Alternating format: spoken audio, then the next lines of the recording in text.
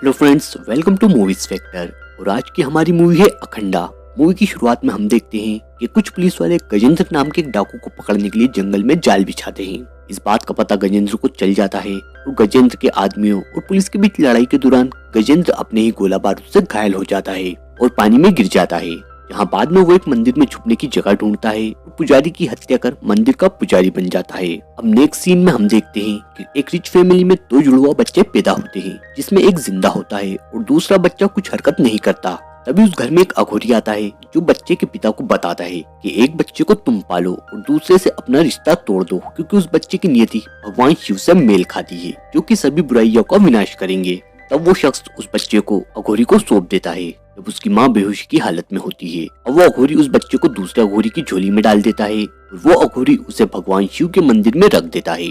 और तभी कोपुरम से पवित्र जल की एक बूंद उस बच्चे पर गिरती है और वो जीवित हो उठता है, जो अघोरियों की छत्र छाया में पलता है। वहीं दूसरा बच्चा मुरली कृष्ण के रूप में बड़ा होता है। वहीं हम देखते हैं कि एक माइन में खुदाई करते वक्त वहाँ के मजदूरों को उल्टी और खुजली होने लगती है, जिस पर वहाँ का एक मजदूर काम बंद करवा देता है और कहता है कि जब तक उन्हें ये पता नहीं चलेगा कि माइन में क्या हो रहा है वो काम नहीं चालू करेंगे। और फिर उसी रात एक शख्स जो कि मूवी का विलेन है, जिसका नाम है वर्धा, एक अजनबी बनकर उस मजदूर के घर जाता है और उसकी बीवी से खाना खिलाने की रिक्वेस्ट करता है। जब वो उसे खाना खिला देती है तो वर्धा उससे कहता है कि वो इसके बदले उसे एक तोहफा देना चाहता है। फिर वो अपने बैग से उसी मजदूर का कटा सर निकाल कर रख देता है और वहाँ पर सभी को धमकाता है कि अगर किसी ने काम करने से मना किया तो उसका भी यही हाल होगा। इधर वर्धा के पास एक बिजनेसमैन आता है जो उसकी माइन को खरीदने का ऑफर देता है, क्योंकि उस माइन में बहुत महंगा यूरेनियम है। वर्धा उसे बेचने से मना कर देता है। तब वो बिजनेसमैन वर्धा को धमकी देता है कि अगर वो इसे नहीं बेचेगा तो वो इसे उससे छीन लेगा। अब नेक्स्ट सीन में वो बिजनेसमैन एक मंदिर में जाता है, जहाँ हम गजेंद्र को देखते हैं जो कि एक बहुत बड़ा पुजारी बन गया है। वो बिजनेसमैन उसे ये सब बताता है। गजेंद्र उल्टा उस बिजनेसमैन को मार देता है और तब हमें ये पता चलता है कि वो माइन गजेंद्र की है और वर्धा गजेंद्र से मिला हुआ है।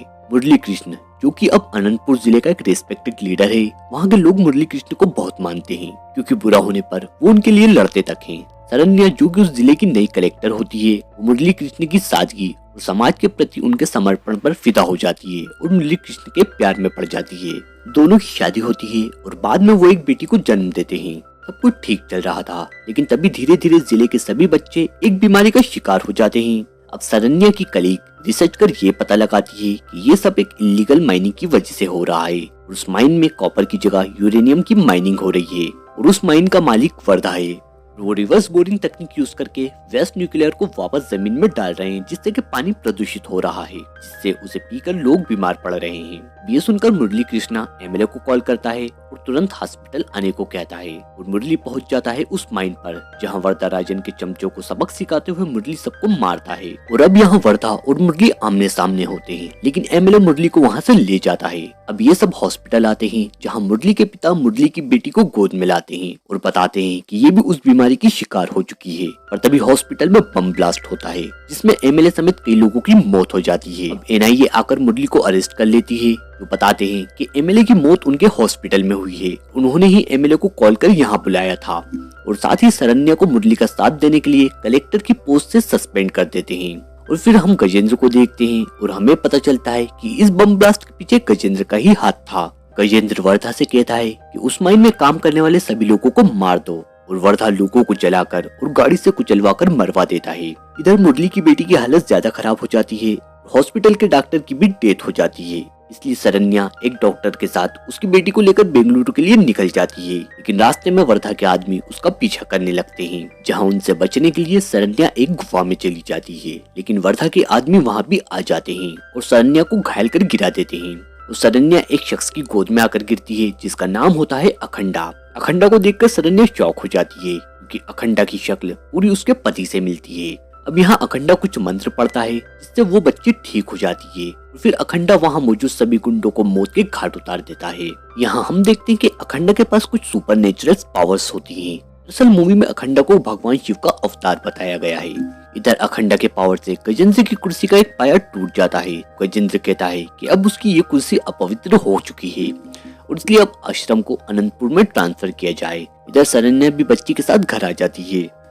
जहां उसके परिवार वाले उसे देखकर चौंक जाते हैं क्योंकि वो हॉस्पिटल गई थी बेंगलुरु उसकी बेटी को लेकर। तब सरन्या उन्हें सब बताती है, पर तभी पुलिस आकर पूरी फैमिली को अरेस्ट करके ले जाती है, जहां एक ऑफिसर जो वर्धा से मिला हुआ है उनको टॉर्चर करता है और बच्ची के गले की माला उतारकर फेंक देता है जो कि अखंडा ने उसके गले में डाली थी। और फिर तभी एक बार फिर एंट्री होती है अखंडा की और वो सारे पुलिस वालों को मारते मारते गजेंद्र के आश्रम में पहुंच जाता है और गजेंद्र की सच्चाई सबको बता देता है। और फिर सभी जनता अखंडा को प्रणाम करने लगती है। पुलिस स्टेशन में मुरली की माँ अखंडा को देखकर पहचान जाती है क्योंकि हूबहू अखंडा की शक्ल मुरली से मिलती है।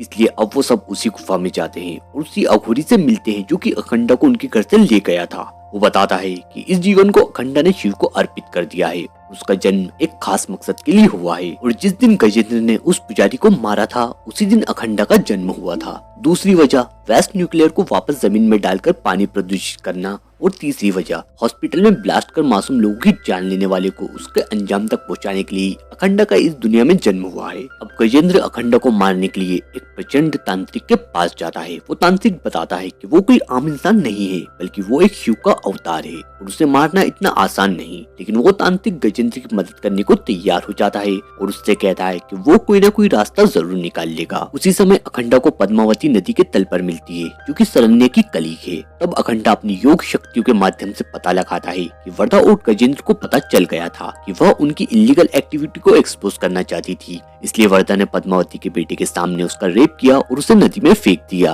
अब ये सब देखकर अखंडा वर्धा की माइंड में जाता है, जहां मूवी के नेल बिटिंग फाइट सीन हम देखते हैं, जहां अखंडा वर्धा और उनके आदमियों को मार देता है। पर तभी वहां एनआईए ऑफिसर आ जाता है और वो अखंडा से कहता है कि तुमको कानून हाथ में लेने का कोई अधिकार नहीं है। अखंडा कहता है कि कोई भी प्रकृति के संतुलन को बिगाड़ेगा तब उसे अखंडा के प्रकोप का सामना करना पड़ेगा। गजेंद्र और तांत्रिक एक जाल तैयार करते हैं और मुरली की बेटी पर तंत्र विद्या से एक जादू कर देते हैं, जिससे कि वो बच्ची एक बार फिर मौत की कगार पर खड़ी हो जाती है। यह जानते हुए कि अखंडा निश्चित रूप से काशी जाएगा और बच्चे को मुक्त कराने और उसे वापस लाने के लिए मृत्युंजय जाप करेगा, जिससे वो पूजा करते समय अखंड को मार सकते हैं। और होता भी यही है। अखंडा पूजा करता है, वो इस पूजा में उठ भी नहीं सकता और तभी गजेंद्र और वो तांत्रिक अपने कई आदमियों के साथ वहां आते हैं और अखंडा की पीठ पर वार करते हैं। लेकिन अखंडा जाप करता रहता है और फिर शॉकिंग एंट्री होती है मुरली की और वो भी इस बहती गंगा में अपने हाथ धोने लगता है, मतलब विलेंस की पिटाई करने लगता है। और तभी मुरली के सर पर कोई वार कर देता है और उसे घायल कर देता है। तांत्रिक अखंडा की पूजा रोकने के लिए हर प्रयास करता है, लेकिन अखंडा अपनी पूजा पूरी कर लेता है और बच्ची को होश आ जाता है। एंड फिर शुरू होता है अखंडा का तांडव, जहां भगवान शिव के रूप में अखंडा दुश्मनों पर टूट पड़ता है। एंड फाइनली लास्ट में वो गजेंद्र और तांत्रिक दोनों का खेल खत्म कर देता है, मार डालता है। एंड लास्ट में अखंडा वहां से जा रहा होता है, तभी वो बच्ची अखंडा को रोकती है। अखंडा उसे वचन देता है जीवन में कभी भी किसी भी परेशानी में जब भी वो उसे याद करेगी वो उसी पल उसके सामने होगा। और ये कहकर वो वहां से चला जाता है। एंड फ्रेंड्स, ये मूवी यहीं पर एंड हो जाती है। तो फ्रेंड्स, अगर आपको मेरा ये एक्सप्लेनेशन पसंद आया हो तो चैनल को सब्सक्राइब और वीडियो को लाइक जरूर करिएगा। Thanks for watching this video.